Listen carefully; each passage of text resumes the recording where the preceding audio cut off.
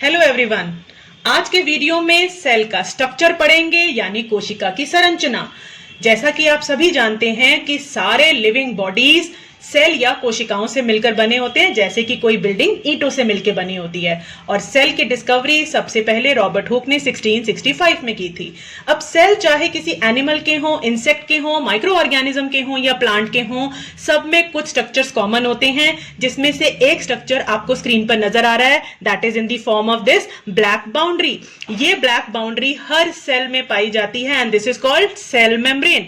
इसी के थ्रू कोई भी सेल अपनी सराउंडिंग से मटेरियल को एक्सचेंज करता है, यानी कुछ मटेरियल बाहर भेजता है और कुछ अंदर लेता है जैसे उसकी रिक्वायरमेंट होती है। इसके अलावा और भी कुछ स्ट्रक्चर्स हैं जो सभी सेल्स में कॉमन होते हैं, जैसे कि ये जो आपको अंदर वाला व्हाइट पोर्शन नजर आ रहा है, ये एक लिक्विड, एक फ्लूइड होता है, that is called protoplasm. It is also present in all kinds of cells and this is nucleus. ये जो सर्कुलर रीजन है which is the brain of cell, जो सेल की सारी एक्टिविटीज को कोऑर्डिनेट करता है, ये भी सभी सेल्स में पाया जाता है। इसके बिना सेल का कोई फंक्शन नहीं है। और ये जो छोटा वाला एक सर्कुलर रीजन है दैट इज न्यूक्लियोलस, जो न्यूक्लियस के अंदर प्रेजेंट होता है। So these are the three main structures जो सारे सेल्स में प्रेजेंट होते हैं।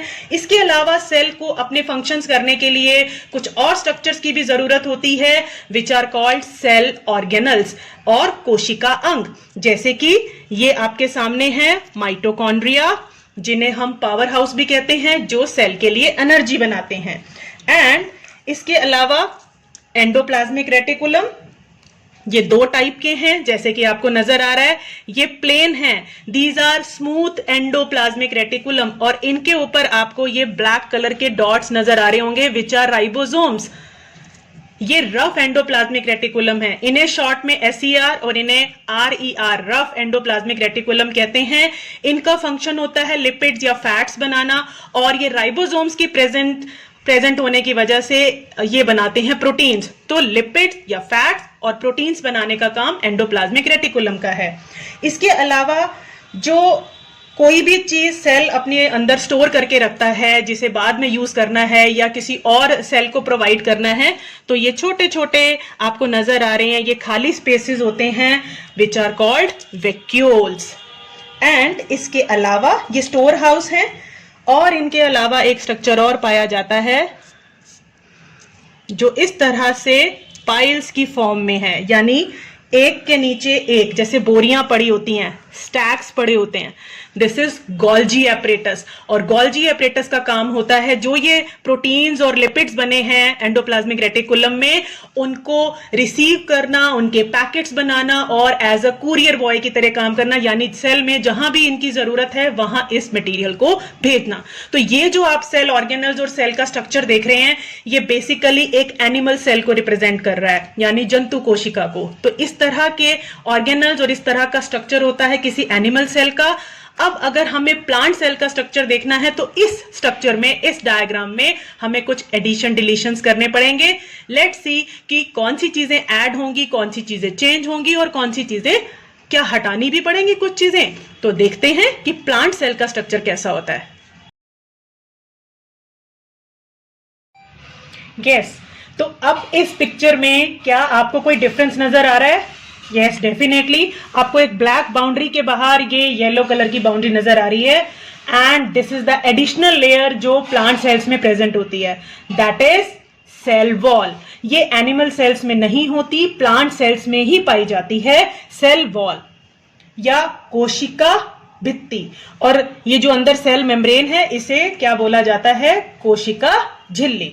अब बाकी सारे स्ट्रक्चर सेम रहेंगे या यहां भी कुछ चेंजेस होंगे? Yes, there are also certain changes. सबसे पहला चेंज होगा कि ये वैक्यूल्स, जो कि छोटे छोटे स्मॉल साइज के बहुत सारे थे एनिमल सेल्स में, अब प्लांट सेल्स में इनका साइज बड़ा हो जाएगा और नंबर कम हो जाएगा, संख्या कम हो जाएगी। ये एक या दो ही पाए जाते हैं।